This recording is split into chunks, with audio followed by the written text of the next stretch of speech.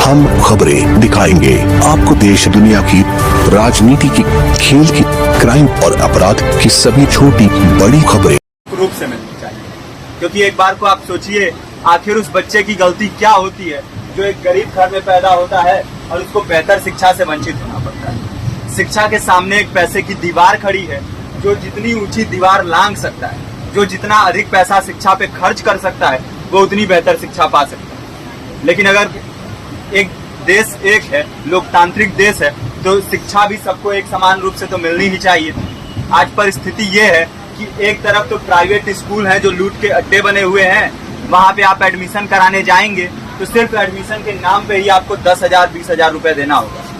और कमीशन खोरी का ऐसा धंधा है कि कॉपी, किताब, टाई, बेल्ट, ड्रेस, जूता कहाँ से खरीदना है ये आप नहीं तय करेंगे वो प्राइवेट स्कूल वाले। यानी आम लोगों की मेहनत की आखिरी कौड़ी उनके जेब से वसूल लेना चाहते हैं। और दूसरी तरफ सरकारी स्कूलों में न तो पर्याप्त टीचर है, न पर्याप्त बिल्डिंगें।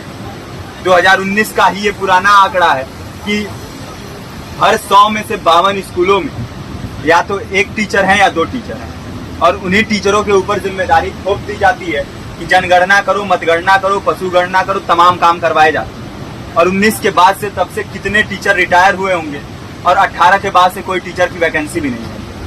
आप खुद भी सोच सकते हैं ये परिस्थिति और कितनी बिगड़ी हो।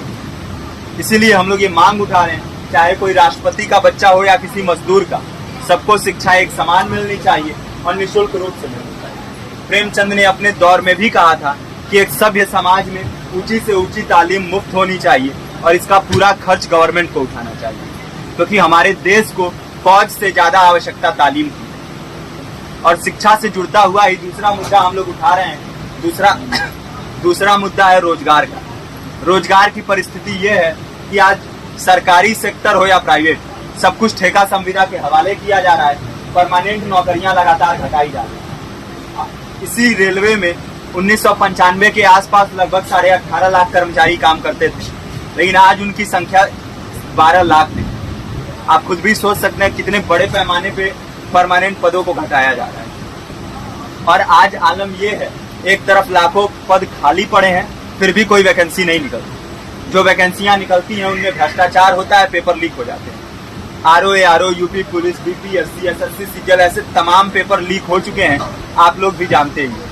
अभी नीट की धांधली में ये पता चला कि एक एक पेपर 30 लाख से 50-50 लाख रुपए में बेचा गया। हम और आप तो ये पैसा नहीं दे सकते। पूरी की पूरी कारस्तानी सरकार, प्रशासन, शिक्षा माफियाओं की होती है, और भुगतता कौन है? आम घरों के लोग, जो लोग सालों साल तैयारी करते हैं, दिन भर में 10-10 घंटे, 12-12 घंटे पढ़ते हैं, और इतनी कड़ी मेहनत के बाद, सालों साल की मेहनत के बाद उनके हाथ लगती है तो सिर्फ हताशा, निराशा, अवसाद। बहुत से छात्र नौजवान जो इस बेबसी में, इस डिप्रेशन में नहीं जी पाते, आत्महत्या तक के कदम उठा लेते हैं। लेकिन ये देश की विडंबना है कि टीवी चैनल, अखबार, मीडिया, नेता, मंत्रियों के लिए कहीं ये कोई मुद्दा नहीं है। उनके लिए मुद्दे हैं तो जाति, धर्म, रंग, नस्ल, अगड़ा पिछड़ा। आज जब पूरी परिस्थिति इतनी भयावह है तो ये जरूरी है कि लोगों के बीच में जाया जाए, लोगों को संगठित किया जाए और एकजुट किया जाए। क्योंकि आज अगर अपने मुद्दों पर बोलेंगे नहीं तो कल को ये परिस्थिति और बिगड़ेगी। हो सकता है ले देके अपनी जिंदगी तो हम लोग काट ले जाएं, लेकिन आने वाली पीढ़ियों को क्या भविष्य देके जाएंगे, ये भी सोचने वाली बात है। हमारे साथी ने आपको पर्चा दिया है, पर्चा आप तक पहुंच गया है।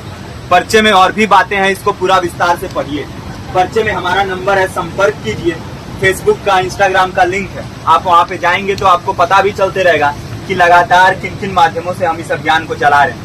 नुक्कड़ नाटक, संगीत, शिक्षा सहायता मंडल, लाइब्रेरी, तमाम माध्यमों से इस अभियान को चला रहे हैं और कोशिश कर रहे हैं कि बड़े से बड़े पैमाने पर हर जगह पे लोगों को संगठित किया जाए और एकजुट किया जाए। आपके बीच भी आए हैं, आपका साथ और सहयोग दें। साथ इस रूप में कि आप भी हमारे इस कारवां और इस मुहिम से जुड़िए।